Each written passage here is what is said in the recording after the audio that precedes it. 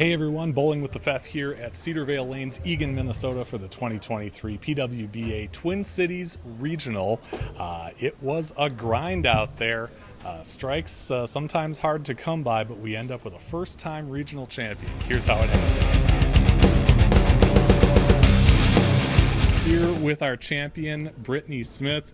Brittany, wow, what an incredible title match. How does it feel right now? It just feels amazing, because I was feeling pretty defeated when that started.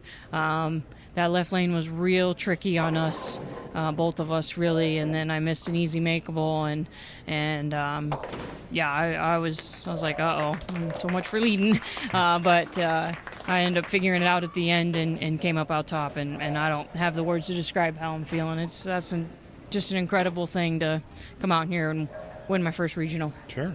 I heard you say in front of the crowd that short patterns can be a challenge for you. When you come into an event like this, you know it's going to be 39 feet. How do you kind of get past that in your mind? Yeah, I'm definitely a higher rev rate on the female side, so shorter is not my friend. The more oil, the better. But I knew that I needed to stay outside and try to come up the back of the ball best I could. Once the pattern blended out for us, I definitely could throw it like I'm used to throwing it. But I had to think long all day because I had to get the ball down the lane as long as I could, so that way it wasn't reading so early on me. Sure. I was watching during qualifying, and let me preface this by saying I'm a parent. You're a parent. I'm listening to the kids making noise, being fussy. I see you give them a look and then go up and hit a double, like over and over and over. How did you do that? I always tell people college bowling is one thing that will teach you real well that there is no such thing as distraction, because I didn't know this till I went to college, which was several years ago now, but those girls, they like scream and create cheers for every ball you throw, and it's just insane. So that's the biggest thing that's taught me. And then what I get concerned about with the kids is interrupting somebody else. I know I can focus and get up there because I know they're my kids, and I try really hard when I do get the privilege to bring them out here that, to be quiet for others too, because some people don't have that focus or don't want those noises, but it's definitely just something I'm used to it. Like I have to study or work or things like that. I have to block them out to get things done. I'm actually in a really intense training right now these last 2 weeks for work, and I've had to try to be like, okay, just study, don't worry about what they're doing or what their noises they're making. So I think it just comes with having them being used to their noises and focusing up there once I'm on the approach. So. Yeah. You finish out qualifying with a 267, and then you wait because the stepladder doesn't start for another couple hours, and you're the top seed, so you wait some more. Yep. What are you doing while you're waiting? What are you thinking about? Well, I got some food because we have a 4-hour drive home, so I wanted to, when we got done, get going.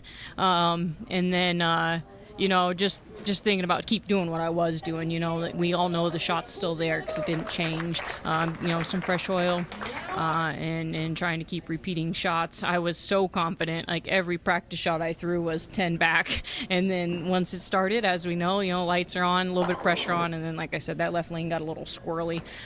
So during break, just relaxing, kind of what, I don't want to overthink it or overfocus because it's important to just take a step back because you got that time to waste. In the championship match, you both left pocket 710s.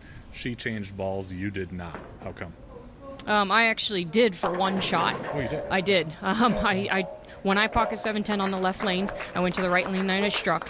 Then when I went back to the left lane, I took a ball change, and I just tried to move right and be direct with it, hoping to get around that puddle. And it actually checked really early on me. So I left 3-6 and then I chopped it. So it was pretty frustrating.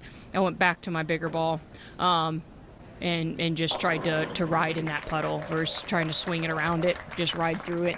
And I got a swisher light strike on that left lane, and I just kept throwing the original ball, which was IQ Ruby that I was throwing the rest of the time. And then the 10th frame, you got to hit that first strike. Yep. I knew it too. I mean, we all usually do. I was calculating scores, and I knew I needed the first one, and then I just needed count from there. And tripping that 9-pin, I've had a few really bad breaks today. No, my scores don't reflect it, but to where I was like, oh, it's going to stand.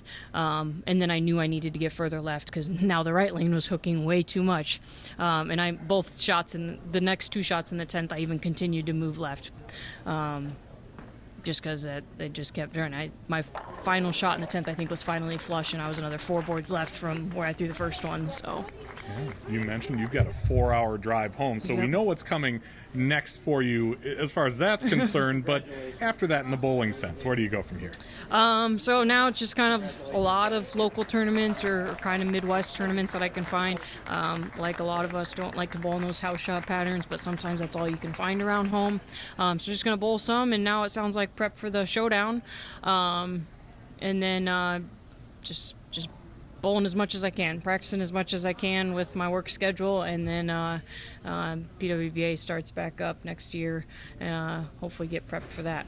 She's a regional champion for the first time, Brittany Smith. Thanks so much for the time. Thank you so much. And thank you for checking this out. Check out more videos on the channel anytime under the playlist for 2023 PWBA Twin Cities Regional.